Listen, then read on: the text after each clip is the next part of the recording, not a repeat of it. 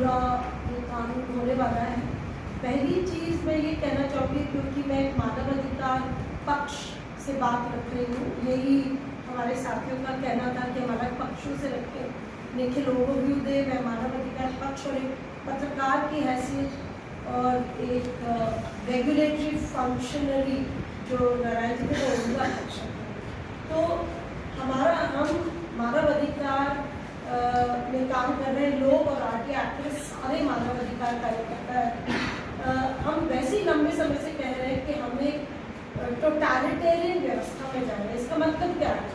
हमारा ये कहना है कि टोटली जब पब्लिक से राज्य कंट्रोल करने लगता है, पब्लिक एंड प्राइवेट से जब राज्य कंट्रोल करने लगता है, तो हम कहते हैं कि अब आम व्यक्ति की कोई हैसियत नहीं रही और आम व्यक्ति का अपना पहलकदमी, अपनी इनिशिएटिव सब खत्म और सारा कुछ राज तय करेगा।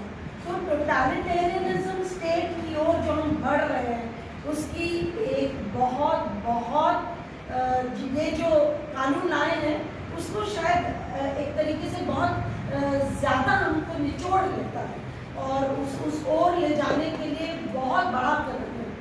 तो मैं 2-3 बातें सिर्फ कहना चाहती हूँ इस पर्सपेक्टिव के साथ, क्योंकि बीएनएस के लिए भी हमने ये बोला, बीएनएसएस में भी हमने जो आलोचना की थी कि कैसे राज्य को आर्बिट्री पावर्स दे रहे हैं ये कानून, बीएनएसएस और अन्य कानून जैसे यूएपीए वगैरह, तो बिल्कुल आर्बिट्री पावर्स दे रहे हैं।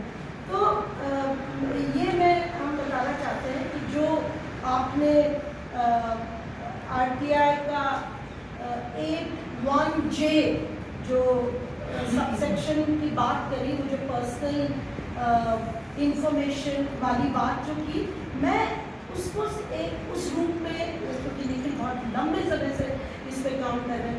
आपको पता है 2002 में 2 संगठन पीयूसीएल और एडीआर गया था और सुप्रीम कोर्ट गए थे ये कहने कि we want the right to know about what. जितने कैंडिडेट्स आ रहे हैं चुनाव में, वो अपने शिक्षा की स्तर बताएं, वो सारे क्रिमिनल केसेस के बारे में बताएं, वो अपने वेल्थ के बारे में बताएं। फुल राइट टू नो के बारे में हम लोगों ने बात की थी, वो अपने लायबिलिटीज, एसेट, सब चीज़ को बताएं।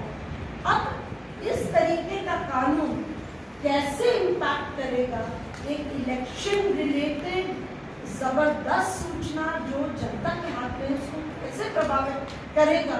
एक समय के लिए तो आपको हो सकता है वो उसके लिए भी आपको मना कर ले, ये